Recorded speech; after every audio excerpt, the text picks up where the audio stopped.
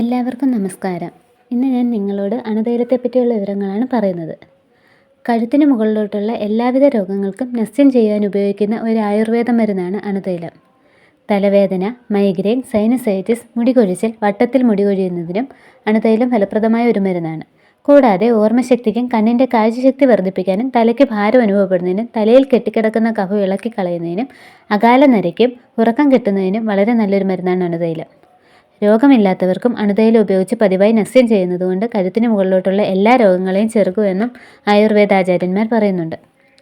അടപതിയം കിഴങ്ങ്, ഇരുവേലി, ദേവതാരം, മുത്തങ്ങാക്കിഴങ്ങ്, നറുനീണ്ട കിഴങ്ങ്, മരമഞ്ഞൾ തൊലി, കുഴിമുത്തങ്ങ, ശതാവരി കിഴങ്ങ്, ചെറുവഴുതനവേര്, കുറുന്തോട്ടിവേര് തുടങ്ങിയ 27 കൂട്ടം മരുന്നുകൾ ചേർന്ന് കഷായം വെച്ച് ഇതിൽ എള്ളെണ്ണയും ചേർത്ത് മൃദുഭാഗത്തിൽ കാച്ചി അരച്ചെടുത്ത് ആട്ടുംപാലും ചേർത്ത് കാച്ചിയെടുക്കുന്നതാണ് അണുതൈലം.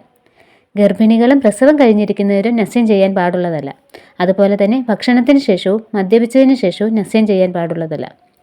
7 വയസ്സ് മുതൽ 80 വയസ്സ് വരെ പ്രായമുള്ളവരിൽ മാത്രമേ നസ്യം ചെയ്യാൻ പാടുള്ളൂ. എന്തെങ്കിലും ഒരു ആരോഗ്യ പ്രശ്നമുള്ളവർ ഒരു ഡോക്ടറുടെ നിർദ്ദേശപ്രകാരം മാത്രം ഇത് ഉപയോഗിക്കുക. 1-2 ദിവസം നസ്യം ചെയ്തതുകൊണ്ട് ഇതിൻ്റെ ഗുണം കിട്ടുകയില്ല.